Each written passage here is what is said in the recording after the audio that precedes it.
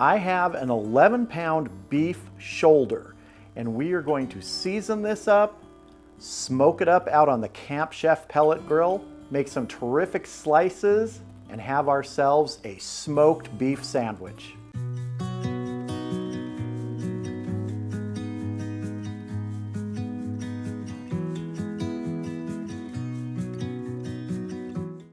Yeah, nice big old beef shoulder. Not the whole clod, but just one of the muscles from it. If it was the full shoulder clod, we're talking 20, 24 pounds, but is able to get just the one muscle, 11 pounds, it's gonna be terrific. And that's gonna be going out on the grill tomorrow because I'm gonna season it up tonight, let those flavors absorb overnight in the refrigerator.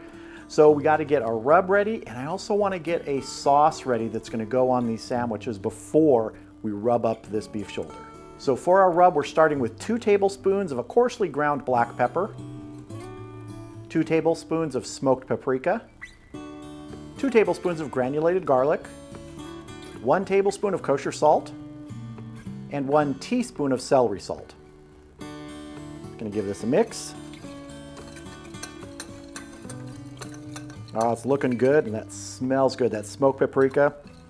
If you can get smoked paprika, get smoked paprika. The flavor you can get from that is great. All right, the rub's ready. Let's move on to our sauce. So the sauce for these sliced beef sandwiches is gonna be a Chipotle Horseradish Sauce. It's gonna have horseradish and chipotles in adobo sauce. So we're starting with 3 tablespoons of horseradish. This is a prepared horseradish. And to this, I'm adding 2 chipotle chili peppers in the adobo sauce, and they've been chopped up. You can see they also have the bits of onion and everything in there in the adobo. And we're gonna mix this up. There's one other ingredient I wanna add to this. It may sound a little strange, but trust me, we're gonna add maybe a teaspoon or 2 of honey. Now, I'm using a bourbon barrel aged honey from Woodlife Ranch, but you can use any honey you want. And I wanna mix this in again. You've got such a bite from the horseradish and you've got some heat from those chipotles. That honey is gonna be a nice contrast with that. Helps mellow it out a little bit. Let's take a little taste. Ooh, that's gonna be good on those sandwiches. All right, this is going in the refrigerator overnight. Let's get our beef shoulder out here. All right, here is that 11-pound beef shoulder. As I mentioned, a lot of times when you're buying something like this, you'll see the beef shoulder clod, which is several muscles connected together. I talked to my buddy Joe over at Smokin' Joe's Pit Barbecue, and he was saying that, yeah, there's like 3 or 4 other muscles in here when you buy the clod, and he said that this is just really sort of that central muscle, the shoulder muscle. So this is gonna be great for sliced beef. We're gonna treat it like a brisket. I'm gonna take this probably 205 to 212, so a little bit higher than I normally would for a brisket, but this is one of those cuts that requires that time to tenderize. So I want to do some trimming on this right here. You can see we've got some silver skin, some excess fat here. I'm going to get under that.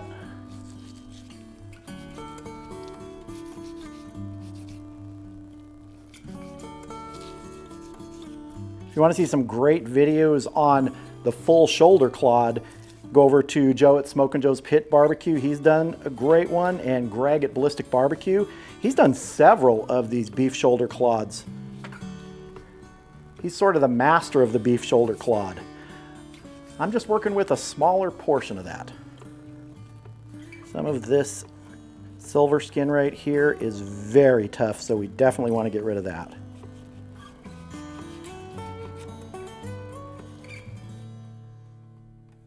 This is not quite as tough, this little bit of silver skin right here.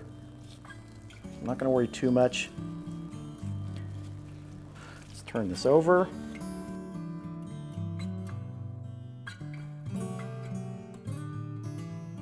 I want to get these sort of loose pieces here, that really sort of flimsy membrane. This is sort of laying there being floppy. We're going to go ahead and get this tough membrane on this side off. See, it just sort of peels up if you get your knife under it. Do lose a little bit of meat, but I don't want that tough membrane there. Right here, you can see that.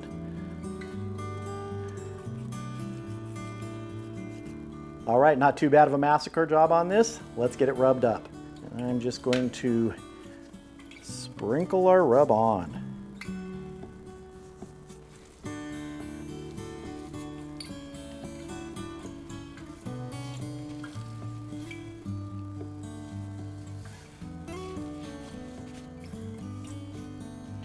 Kind of has the look of a really big tri-tip, at least in the shape right now. Didn't need a binder on this, plenty of surface moisture. All right, this is looking good. This is going to get covered loosely with some plastic wrap. It's going to go in the refrigerator overnight, and I'll see you tomorrow out at the Camp Chef Pellet Grill.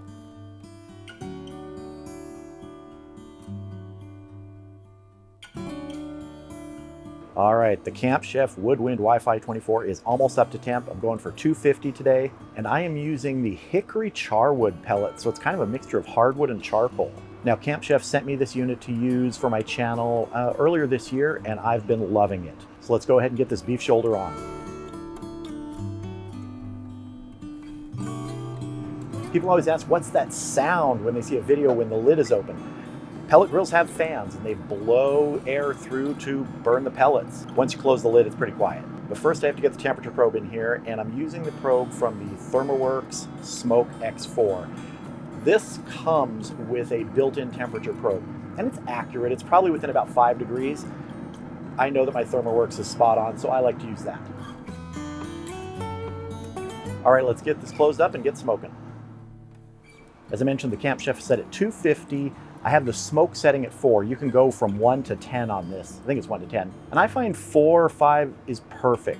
If you want more smoke flavor, you can just dial it up. Internal temp of this beef shoulder right now is 36 degrees, so it's cold. And this is gonna be a fairly long cook today. We're treating this like brisket.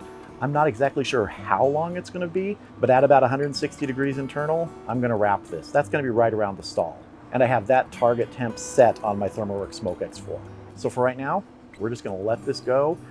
We'll probably come out here in a couple hours and check it and see if we need to spritz anything. Want to try and get the bark set on here. So I'll see you back here in a couple hours. All right, our beef shoulder's been on the Camp Chef for 2 hours. Our internal temperature is just past 90 degrees. And one thing I did do that I forgot to do at the beginning in film is I added a small water pan, just a very small mini loaf pan of water. You'll see it when we open this up. But let's take a look and see how we're doing. That's looking really good. I think you can get a little glimpse of that water pan in the back there. Let's see how the surface of this is doing right now. Yeah, that is setting nicely. I'm gonna go ahead and give this just a light spritz with plain water. So far we're doing good. We're gonna close it up, and the next time I see you out here will be when it's time to wrap this. All right, we've been going 5 hours now, approximately 5 hours, and we've kind of stalled out at a lower temperature, about 146 degrees. It's really not moving that quickly, so it's time to wrap this. And I'm actually gonna do this a little differently. I'm just gonna try and swap this into a pan right on the grill. So first I wanna get my water pan out of here. And I'm just gonna attempt to lift this up with one hand and slip a foil pan under it with the other. That worked pretty well. So I want to get some moisture into this pan before I foil the top of it. And I'm just going to add some beef broth.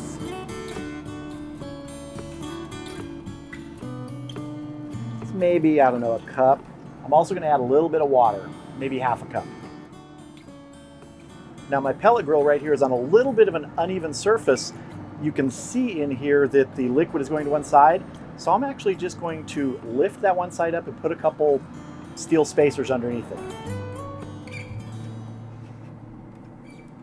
All right, let's get this foiled, but first I need to remove the temperature probe temporarily.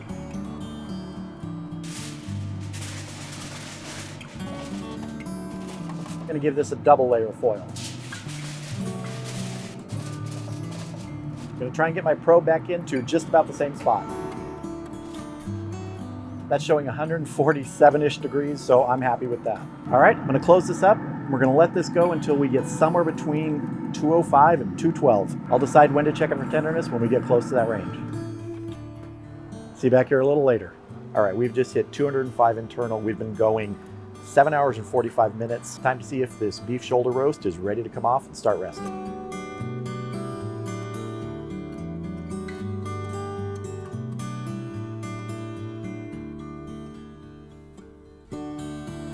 Just gonna use my Thermopin and probe and see tender. Oh, that is pretty darn tender. Let me just check a temp over here. See that that's showing 206 there. Over on this side, 208, but definitely tender. All right, I'm gonna wrap the pan back up in foil. This is gonna go inside and it's gonna rest for a couple hours. Then we're gonna slice in and have some terrific beef. Well, here is our beef shoulder. You can tell how much this shrinks down over time. And over those 7 hours and 45 minutes, it lost a lot of mass. That's normal in large cuts of meat, pork, beef, they're gonna shrink. Now I'm also doing one thing a little bit differently than I said I was gonna do. I originally said I was gonna slice this and make sandwiches. I'm still gonna slice it, but I'm not gonna make sandwiches. I actually ate dinner about an hour ago, and I'm not really hungry enough for a sandwich, but I will taste this beef with some of that horseradish that we made, that spicy horseradish. I also reserved some of the juice that came out of the pan that this was in, made some au jus, so we can always use that. And that's a good thing to do if you're doing a cut like this or maybe a brisket flat. Sometimes those can be a little dry. If you save that juice and make an au jus out of it, you have some more moisture to add back in. So I'm just gonna go kind of straight across here and make our first cut. It looks really good. We actually got some good bark development there. So let's see.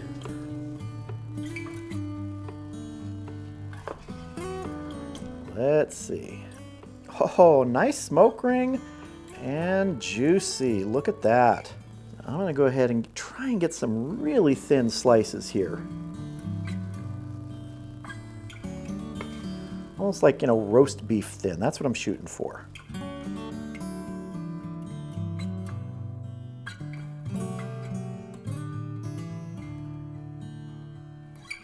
All right, I'm gonna go ahead and plate some of this up, get some of that horseradish on it, maybe a little bit of au jus, and then we're gonna have a taste. So I've got my slices on a plate here, and you can see after you cut them and you put them out, they do look a little dry.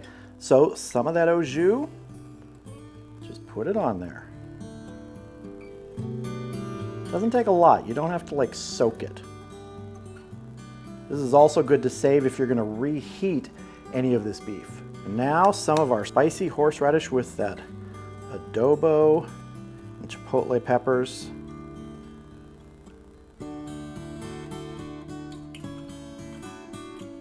I don't have to add anything more to this. Like I said, I'm not making a sandwich, so it's time to taste.